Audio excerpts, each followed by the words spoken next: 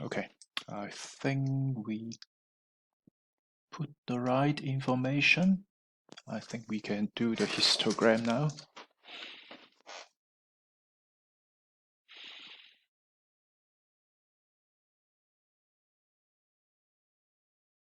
Okay, it clearly does not look like a normal distribution.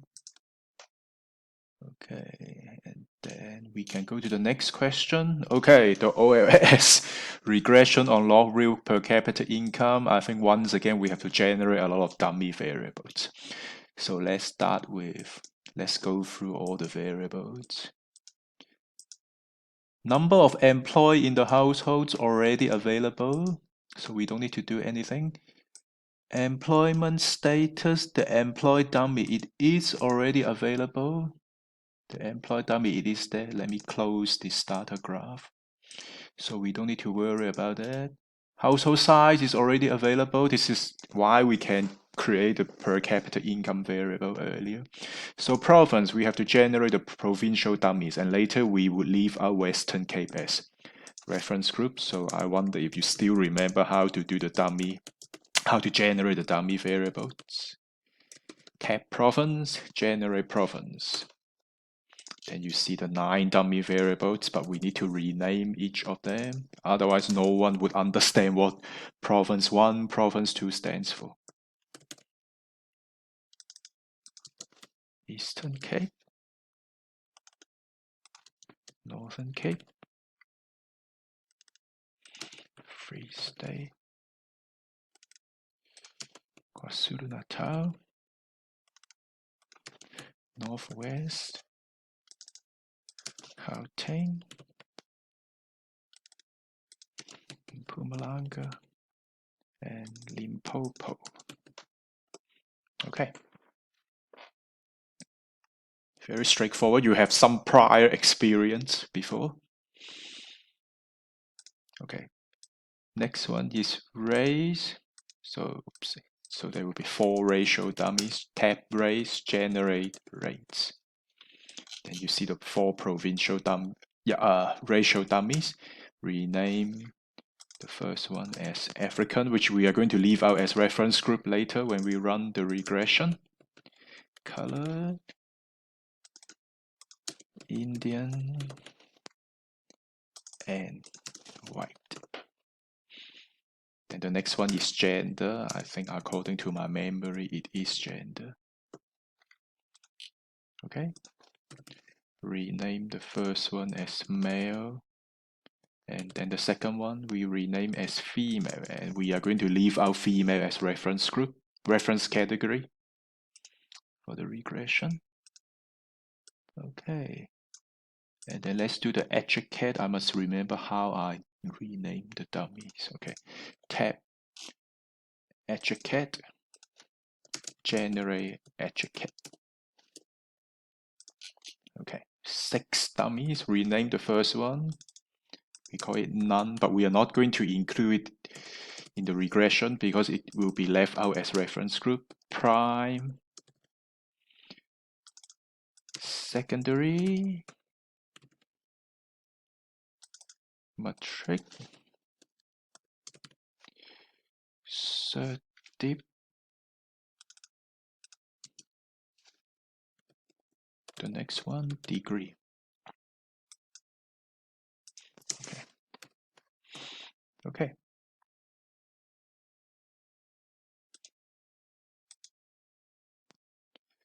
And then the last one is age, but we need to be careful with the age. Okay.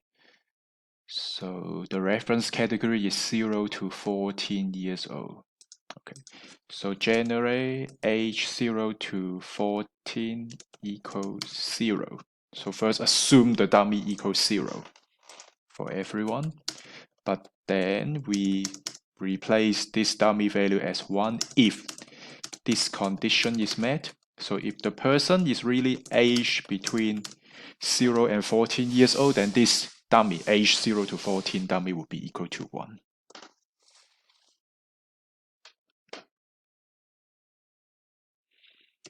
Okay, and then the next one, 10-year cohort. We need to be very careful not to make typo error. Okay, 15 to 24 dummy.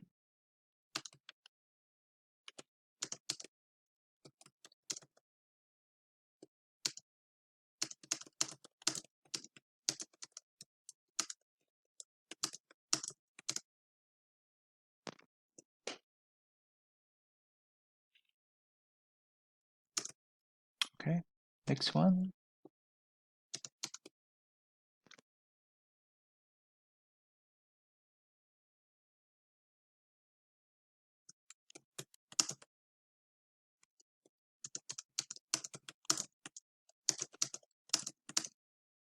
Okay, 35 to 44.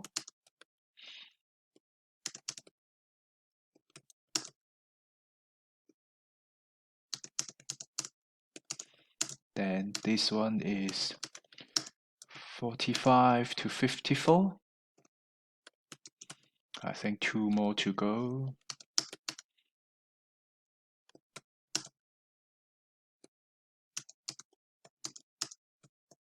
If age is between 55 and 64, up to 64. And then the last one is over 64. Replace over 64 equals 1 if age is at least equal to 65.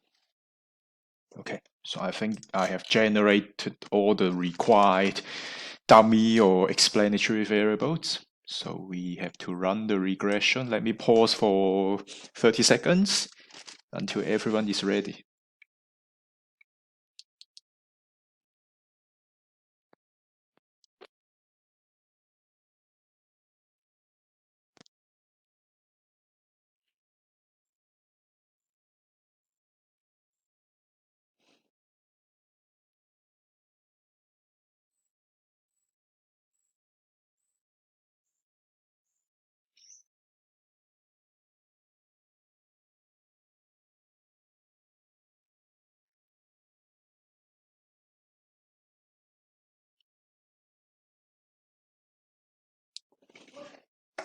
Okay, so regress, I think it is on the log real per capita income.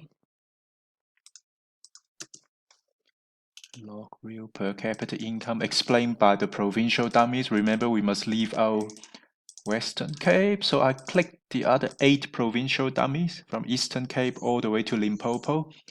And then the race dummies, I leave out African, so I include the other 3. Gender, I include males, so I left out female. Education, the none is the reference group, so I include the other 5 from primary all the way to degree. And then the age, the youngest cohort is left out as reference group, so I double click on the other 6 age cohort dummies. And then what else? Household size, it is available. The next one is whether the person is employed or not. Then the last one stands for the total number of employed members in the households. So let me pause for 30 seconds before I press enter.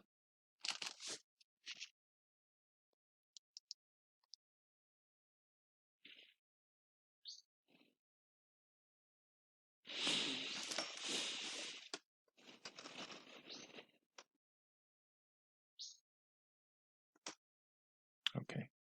I hope I get the same answer as what I've done before. Minus 0.1374 something. There's a minor difference. Okay. Did I leave out anything?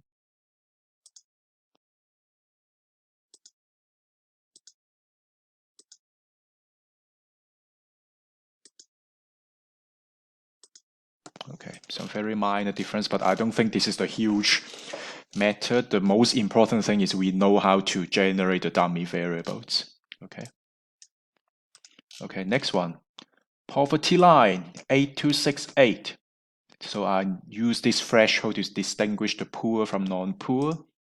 So let me first generate a poor dummy. First of all, I assume everyone is not poor. So generate poor equals 0. But replace poor equals 1 if the real per capita income is below 8268. If your real per capita income is below the poverty line, you are defined as poor. So the poor dummy should be equal to 1. Okay. Maybe out of curiosity, let's tap the poor dummy. So actually, this is the poverty headcount ratio. So in this sample, almost 40% are classified as poor. And then we run the probit regression using exactly the same explanatory variables as the OLS. So I just go back to this command. I click on this. I just change 1 or 2 words at the beginning. It will be probit poor. So let me pause for 30 seconds. Before everyone is ready, then I will press enter.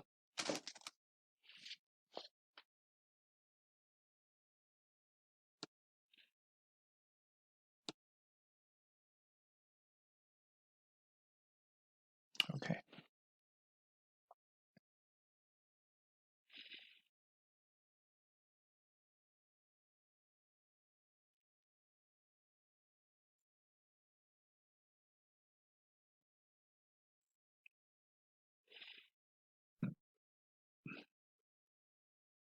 Okay. Okay. So I will leave it for you to interpret the answers. Okay, just maybe randomly we can look at this. So if for the provincial dummies, if the coefficient has a positive sign and if it is statistically significant, then it means these provinces, Eastern Cape, Northern Cape, Free State, and so forth, the residents from these provinces were significantly more likely to be poor compared with the reference group, which is Western Cape. But look at the Gauteng, negative coefficient and statistically significant. And it actually means the Gauteng residents are significantly less likely to be poor compared with Western Cape. So it actually implies that Gauteng is the most privileged province, okay, out of the 9 provinces. Okay, then the next few questions are quite straightforward. Proportion of people with access to landline telephone in each province. So it is just a very simple two-way tabulation. Tab province and landline telephone. Okay. Comma, no frequency, but I want the percentage share for each row. So the results indicate this yes proportion is the highest for Western Cape and Gauteng. Okay, this is the national share, 16%, which is quite low, but it's not surprising because towards the end of the last decade, people started switching to mobile phone instead of landline telephone. Okay. Next one. Similar question, but the variable of interest is cell phone, mobile phone.